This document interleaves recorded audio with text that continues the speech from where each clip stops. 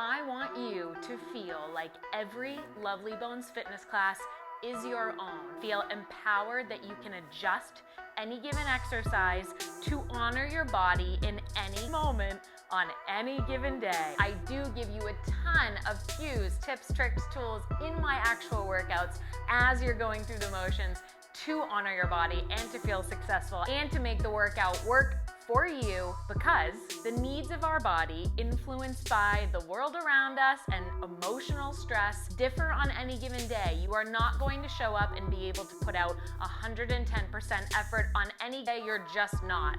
But that doesn't mean that you have to skip your workout or be intimidated by it. You can always adjust. All exercises are not created equal, and something that feels great for me may not feel great for you. It can go by like a flash in the workouts, and so I wanted to make you a video that you can refer back to feel successful again in every Lovely Bones or other workouts moving forward. Tip number 1 will totally vary depending on the exercise, but it's very simple, a very simple principle. Let me preface by saying yes, good form is important to an extent. There are absolutely some helpful general principles for each exercise when it comes to form. It's important to pay attention to those. Of course, I give those for every single exercise that I demonstrate, but within that window of adhering generally to what the exercise is meant to do, you can play with the angles or the position at which you hold your body. If you're doing a bicep curl, palms forward and feeling a little pinchiness in your shoulder, can you slightly rotate inwards or outwards with that shoulder and do the same thing and feel great? Another example is a push-up. Maybe you've got some wrist stuff, some elbow stuff, some shoulder stuff, and it's not feeling quite right. While you're setting up in the push-up position, can you widen your hands a little bit more? Can you play with the rotation of your shoulder and elbows to make sure that when you're getting into your position, you're not feeling any pinchiness or any pain? If you're doing a classic squat, play with how wide or how narrow your feet are, the angle of rotation of your hips. If you are wicked narrow and your feet are pointed inwards and you're going down and up and just not feeling great, maybe a slight wider stance with a little bit of external rotation would feel fantastic for you. You're still staying within the general framework of the form that's been presented to you, but just changing little tiny positions, little angles of your body to make sure that you feel good. Not one of us has the exact same bony anatomy. Exercises are meant to fit you, not the other way around. Which brings me on a perfect segue to my tip number 2. If all else fails and you've tried tip number 1 and an exercise for whatever reason just does not feel good in your body or emotionally, you freaking hate it, choose a different exercise option. And now I totally understand if you don't have an arsenal of exercises in your head for any given muscle group and you're not sure what is an appropriate replacement. If you're at a group fitness class, ask the instructor. You paid for that service. They are knowledgeable, hopefully. Don't be shy, absolutely ask. If you're riding solo at the gym, of course that's harder. Maybe ask a trusted friend or check out the social media accounts of physical therapists or fitness instructors you really trust and get some awesome ideas for them. Write them down, bank them for later. If you are taking a Lovely Bones fitness class, I do this all the doo-dah day for any given exercise, particularly ones that I know would be a little iffy for people with certain past injuries or what have you. I always show you different exercise options. I call them options, not progressions, regressions, or modifications, because at the end of the day, we are honoring our own bodies.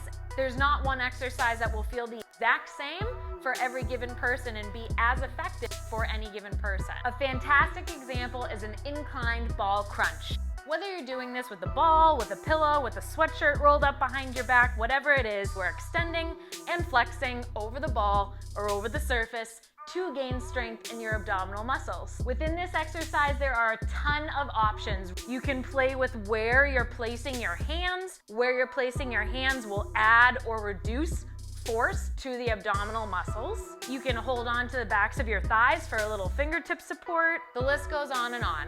If something doesn't feel good in your body, take a different option with the same goal. Modify the given exercise that you're doing or pick a whole other exercise entirely. Choosing an exercise option that allows you to feel the muscles squeezing and allows you to feel good in your body while you're doing it is the best choice for you, period. And finally, my tip number 3. If your goal, which I highly recommend, is gaining strength in your muscles or maintaining strength, you should be performing what's known as hard sets, which means sets to or right up to your fatigue point. And when I say to perform an exercise to fatigue, I do not mean perform an exercise until, oh my goodness, I'm so fatigued and I'll pass right out.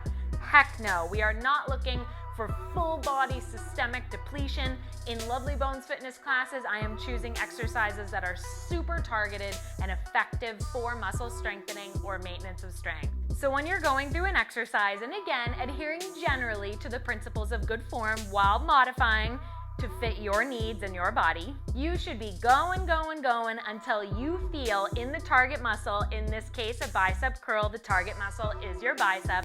You should be going until you feel burning in that muscle. It should not feel like shooting or joint pain. It should feel like you are working, absolute muscle cooking on fire. And maybe you get to the point where you're making some faces, little grunting going on, little extra force in your exhales.